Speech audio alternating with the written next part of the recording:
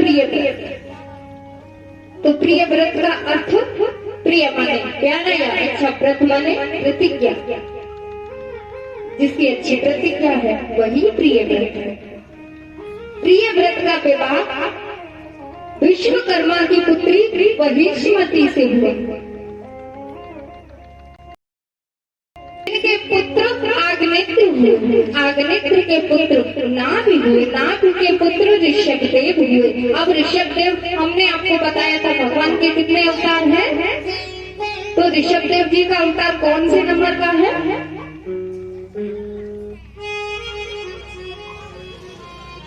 हाँ बताइए।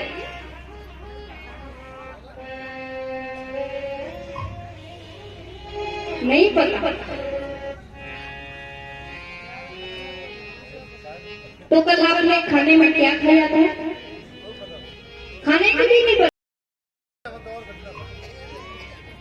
तो आप मगन है, तो मगन होने के बारे में भी कहाँ बता रहे हैं?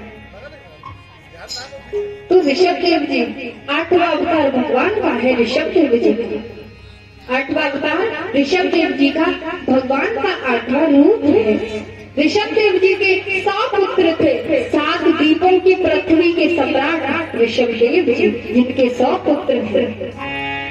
और ऋषभदेव जी के सबसे बड़े पुत्र का नाम क्या है? ऋषभदेव जी के सबसे बड़े पुत्र हैं भरत जी।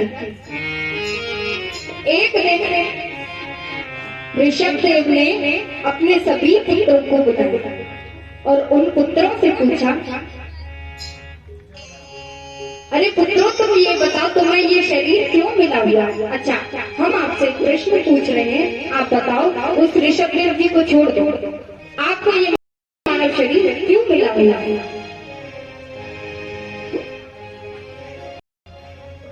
दादाजी आपको ये मानव शरीर क्यों मिला है? भजन करना। कहीं ऐसा तो नहीं है नहाने के लिए, खाने के लिए, पीने के लिए, सोने के लिए, दिनचर्या काम करने ही के लिए मिला है? क्योंकि आप कह रहे हो भजन करने के लिए। अब इनसे पूछते हैं आपको मानव शरीर क्यों मिला है? खाना बनाने के लिए, कपड़े धोने के लिए, नहाने के लिए, खाना खाने के लिए, और रात्रि हो जाए तो फिर सो जाओ, सुबह उठ करके फिर वही दिनचर्या। इसीलिए मिला है ना मानव शरीर।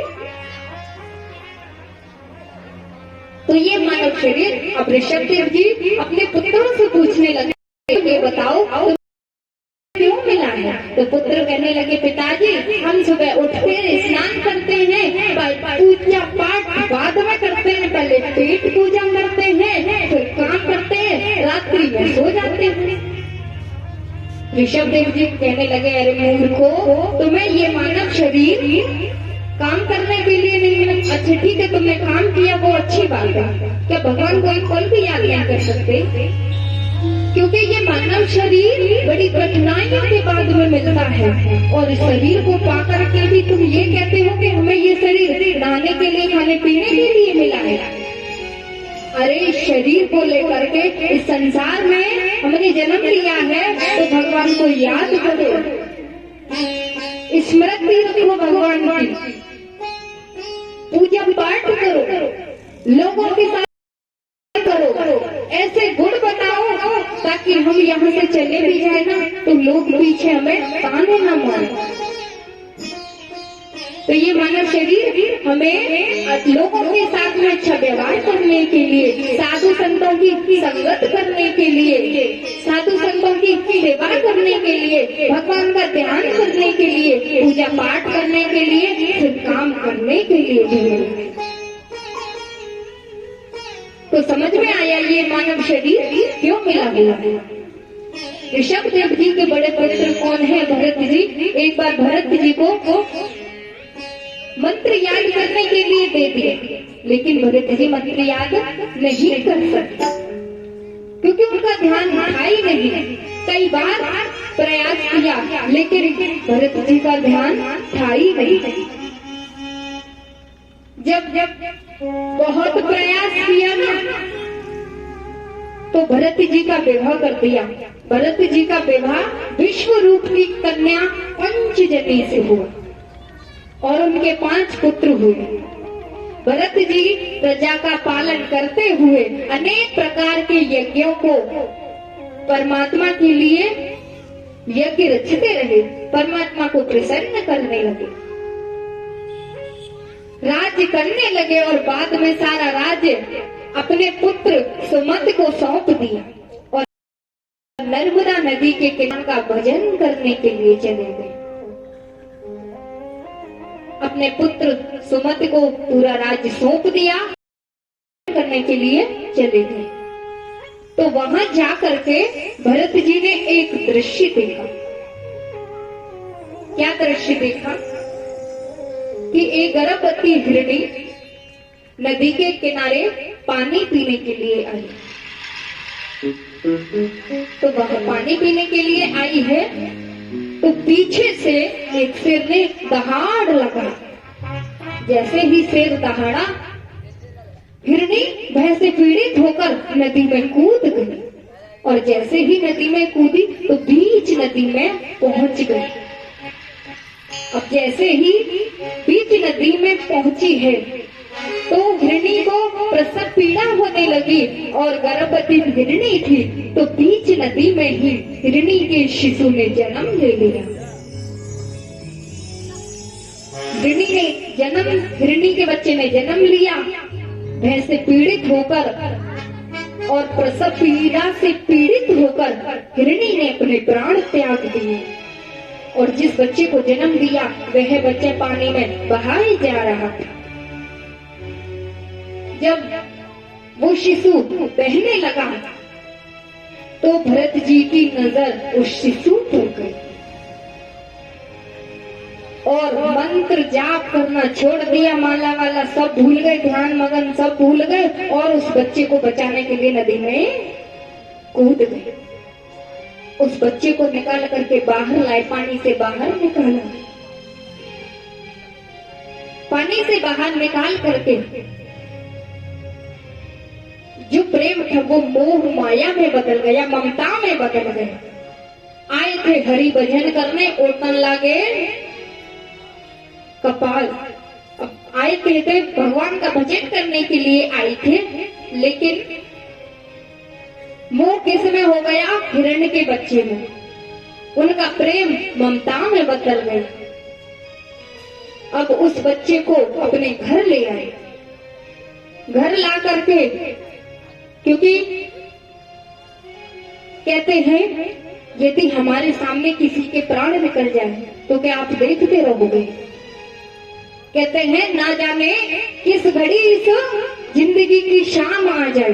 किसी को पता है हमारी मृत्यु कब हो सकती है? किसी को नहीं पता। ना जाने किस घड़ी इस जिंदगी की शाम आ जाए, ना जाने किस घड़ी मौत का पैगाम आ जाए। हमारी जिंदगी तभी तो सफल सार्थक बने जब हमारी जिंदगी किसी के, तो जब हमारे सामने किसी के प्राण निकल जाए क्या हम देख सकते हैं? इसी प्रकार भरत जी उन्हें नहीं देख सकते और अपने साथ अपने घर ले आए। उस बच्चे का पालन पोषण करने लगे। सुबह सुबह हरी हरी घास उस बच्चे को खिलाया करते थे, नहलाते थे, अपने साथ ले जाते थे। एक दिन क्या होता है, एक दिन भरत जी स्नान करने के लिए नदी पर आए और उस बच्चे को अपने झोपड़ी में ही छोड़ दिया।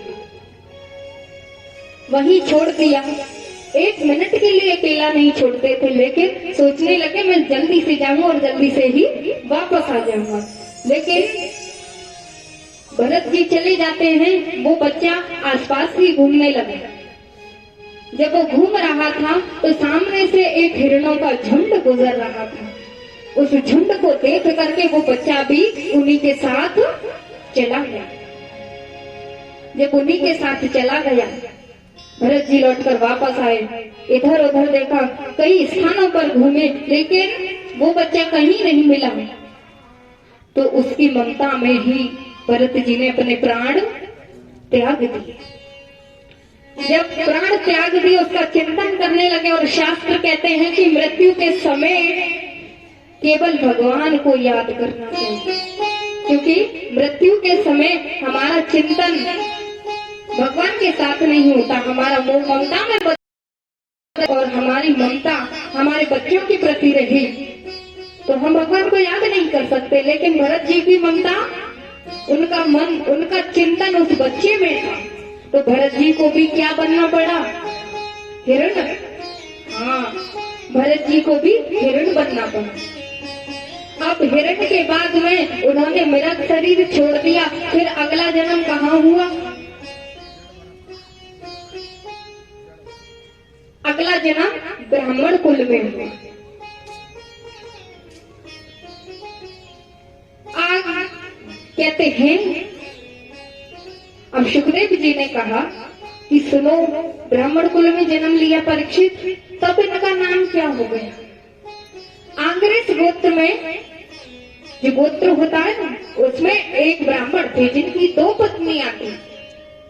पहली पत्नी से 9 पुत्र और दूसरी पत्नी से 1 पुत्री और 1 पुत्र हुआ। यही पुत्री पूर्व जन्म के राजा जो पुत्र थे ना, यही पुत्र पूर्व जन्म के भरत थे।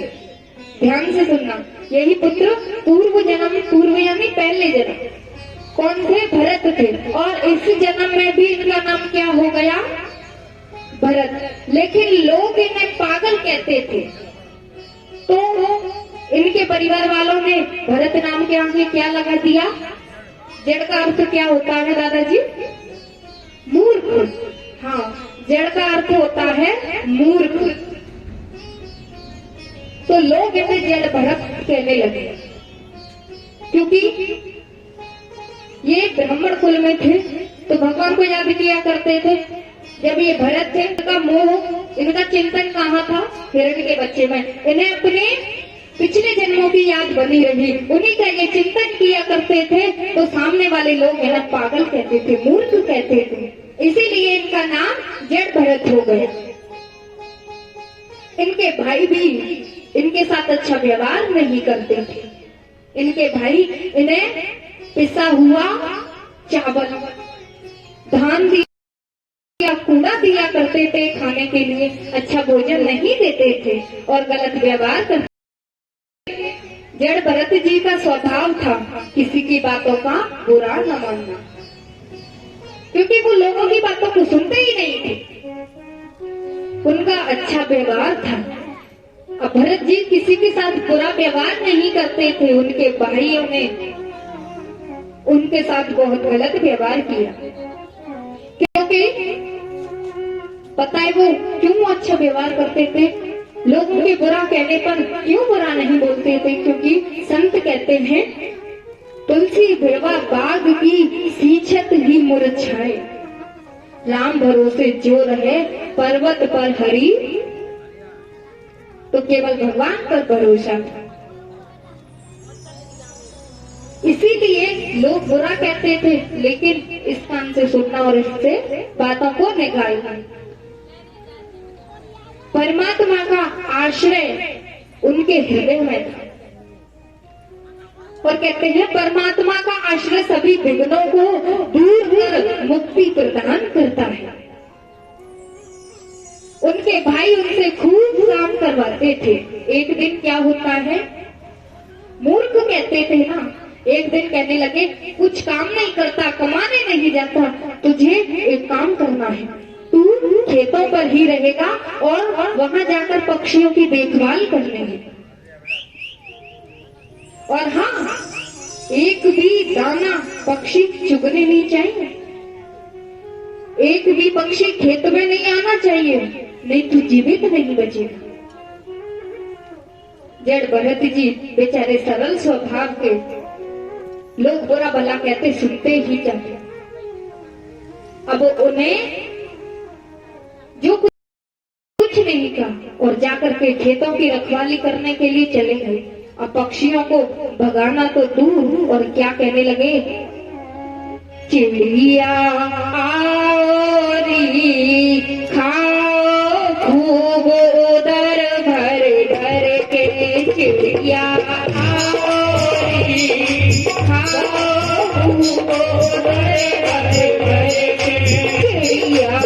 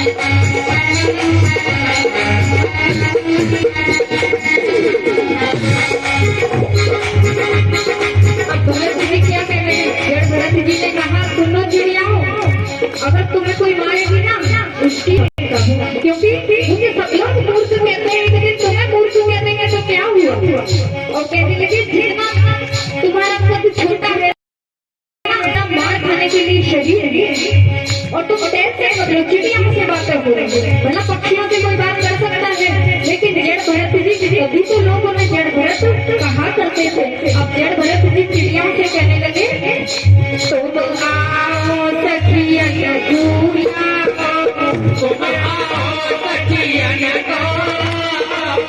राधे राधे राधे राधे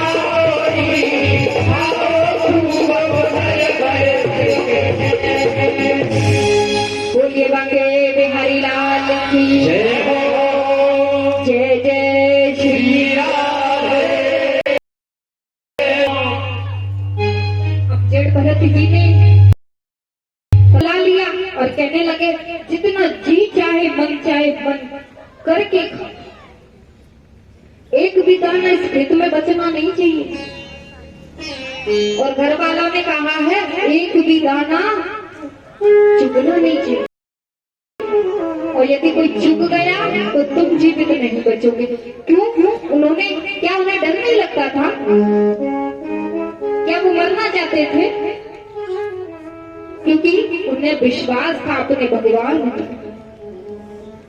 लेकिन उन्होंने सारे पक्षियों ने दाना चुग लिया, लेकिन फिर भी फसल नष्ट नहीं हुई, क्योंकि उन्हें भगवान पर भरोसा था। वो खेत हरा भरा हो गए और वहीं खेतों पर रहने लगे। उन्हें घर से निकाल दिया। उसी समय डाकुओं के सरदार ने पुत्र की कामना के लिए भद्रकाली को मनुष्य की बलि देने के लिए संकल्प किए और अपने सैनिकों से कहा, जाओ ऐसे मानव को पकड़ के लाओ पुष्ट हो, कैसा हो, हष्ट पुष्ट हो, जिससे भद्रकाली मैया संतुष्ट हो जाए। तो सैनिक ढूंढते ढूंढते जड़ भरत के पास आ गए और जड़ भरत जी हष्ट पुष्ट तिल का कूड़ा खाते थे लेकिन हष्ट पुष्ट थे। तो सैनिकों ने जड़ भरत जी को पकड़ा और पकड़ करके भद्रकाली मैया के मंदिर में गए। तो सरकार ने उन्हें नहलाया धुलाया, अच्छा भोजन करवाया और अच्छे वस्त्र पहनाए, उन्हें बलि के लिए तैयार कर दिया। बलि के लिए तैयार किया है। जड़ भरत जी भद्रकाली मैया के सामने हाथ जोड़ करके प्रार्थना करने लगे, हे माँ, मुझे संसार पागल कहता है लेकिन मैं पागल नहीं।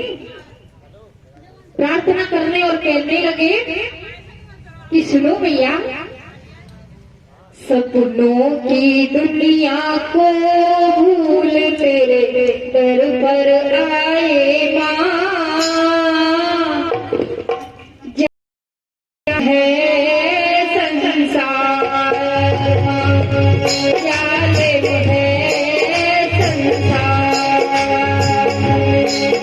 सपनों की दुनिया को भूल तेरे पर आए जालिम है संसार, जालिम है संसार।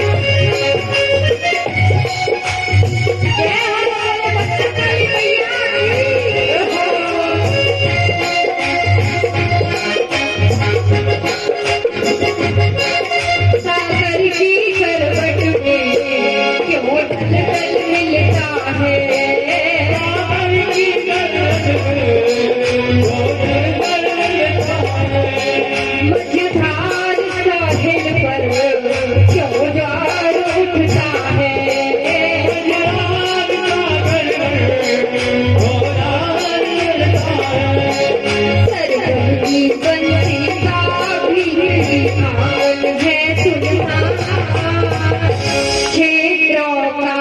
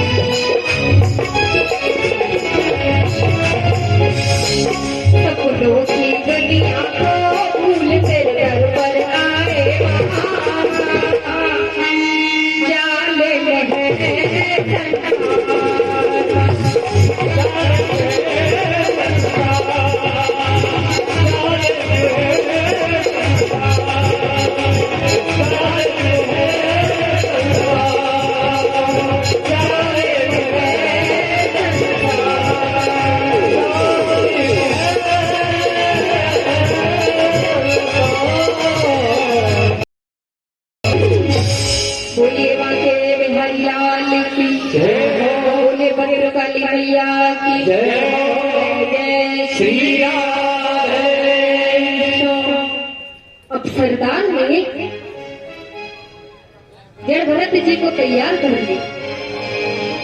अब जैसे ही सरदार ने खंजर उठाया और जैसे ही मारने के लिए तैयार हुआ और भद्रकाली मैया प्रकट हो गई। बोलिए भद्रकाली मैया की। आवाज नहीं आ रही, थोड़ा जोर से, मजाक नहीं चल रहा है।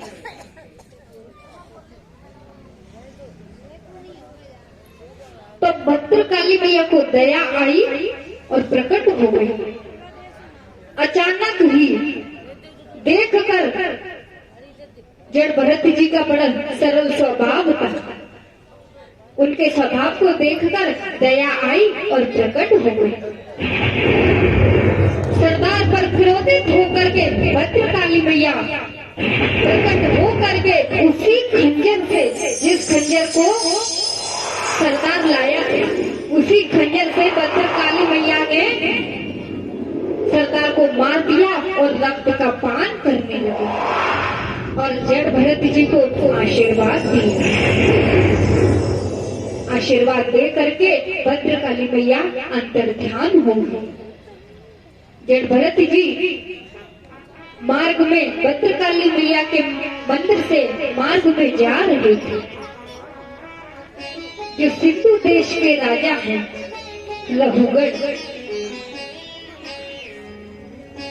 सिंधु देश के राजा लहुगढ़ में बैठकर जा रहे थे। लहुगढ़ राजा बड़ा अभिमानी था। अभिमानी अपने आप को सबसे ऊंचा समझना, किसी सामने वाले की इज्जत करना, उसे सम्मान ना देना, बेइज्जत करना और अपने आप को सबसे ऊंचा समझना, ये अभिमान होता है। जो राजा थे लहुगढ़ राजा, वो बड़े अभिमानी थे। वो पालकी में जा रहे थे। पालकी उठाने वाले एक कहार की अचानक तबीयत खराब हो गई, उसका स्वास्थ्य खराब हो गया।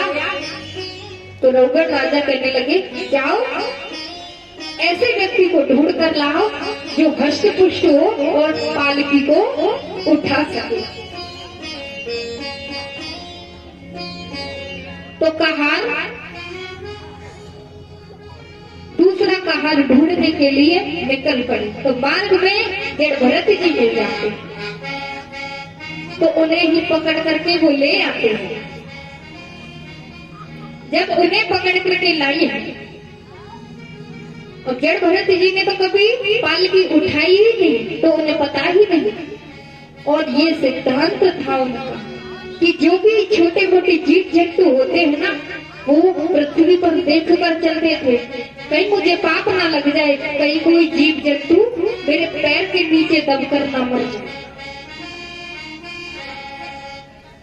ये उनका संकल्प था, प्रतिज्ञा थी।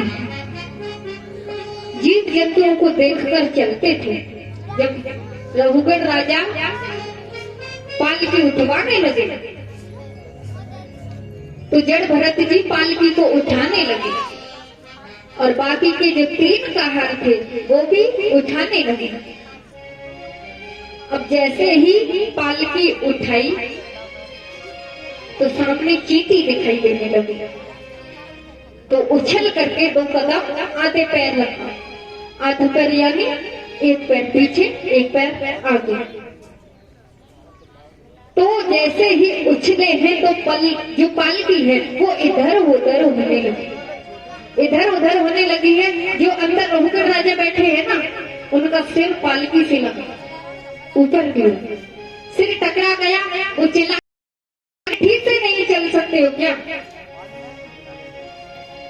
तो कहार कहने लगे, महाराज हम तो ठीक ही चल रहे हैं, लेकिन ये जो नया कहार है ना, इसे अभी चलना नहीं आता, ये उछल उछल कर चलता है। अब फिर से चलने लगे। जैसे ही फिर दोबारा चले हैं तो फिर से सामने छोटा जीव सामने दिखाई दिया। तो फिर से जड़ भरत जी उछल करके 2 कदम आगे पैर रखा। जैसे ही पैर रखा फिर से पालकी इधर उधर डुलने लगी। जैसे ही हिलने लगी तो फिर से रघुकर राजा है, रघुकर राजा ने फिर से क्रोध किया और चिल्लाने लगे, कहने लगे अरे ठीक से चलना नहीं आता है क्या?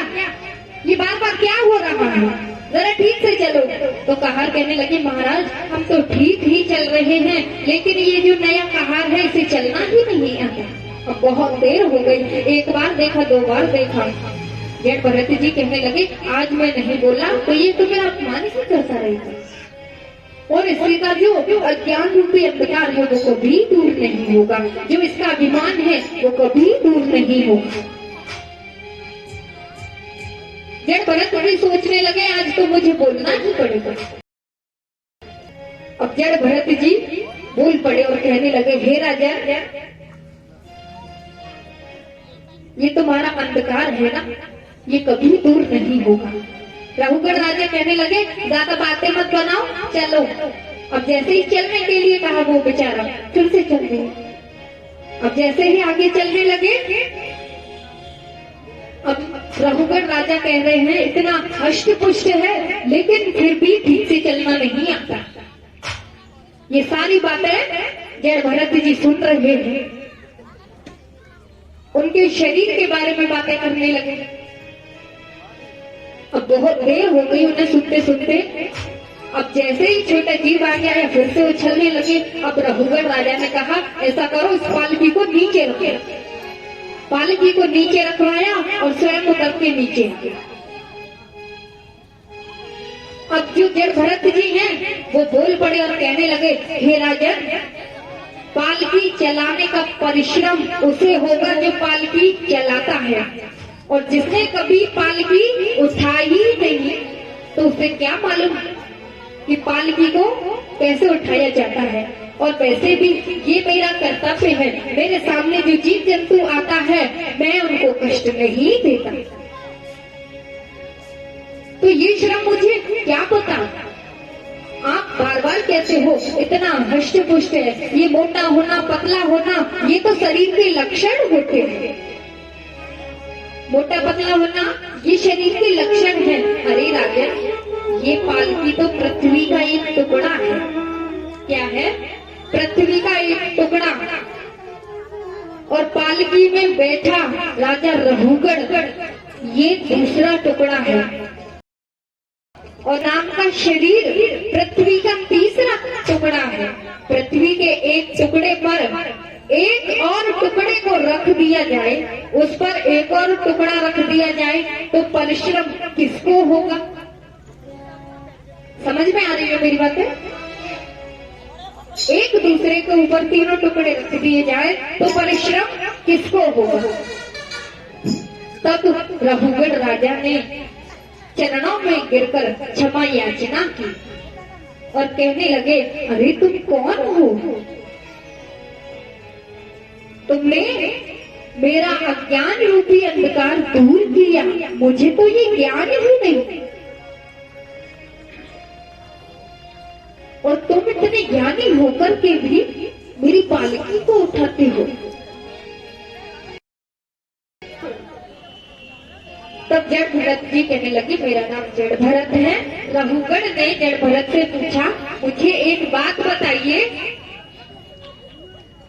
जो हमारा शरीर है ना, हमारा शरीर का संबंध किससे है? ये बात मैं आपसे पूछ रही हूँ, बताइए हमारे शरीर का संबंध किससे है?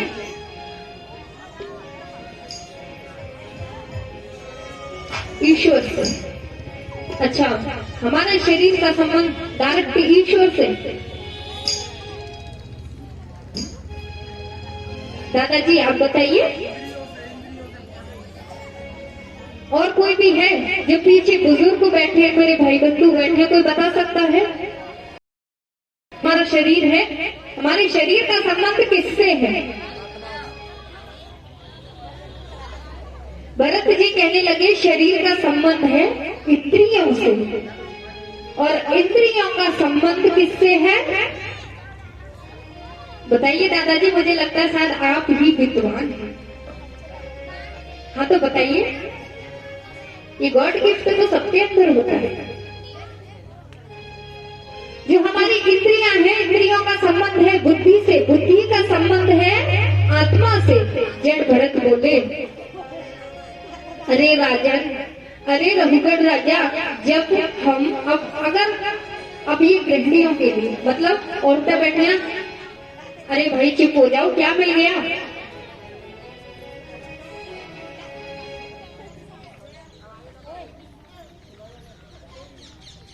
अच्छा, मैंने अभी क्या कहा था जरा बताना, मैं भूल गई।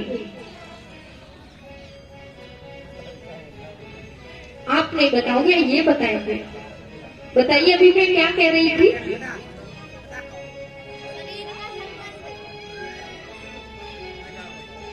मुझे पता है मेरी बातों को तो कोई सुनता ही नहीं है। हाँ तो बताइए मैं क्या कह रही थी अभी?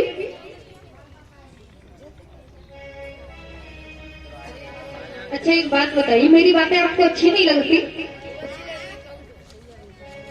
तो फिर मेरी बातों को ग्रहण क्यों नहीं करती हो? सुनती क्यों नहीं हो? कोई मेरी बातों को नहीं सुनता, पर मेरे क्रोध ना मेरा दिखता नहीं है। एक बार तो हंसने में ही निकाल देती हूँ। बताओ जल्दी से, मैं अभी क्या कह रही थी, मुझे भी याद नहीं है।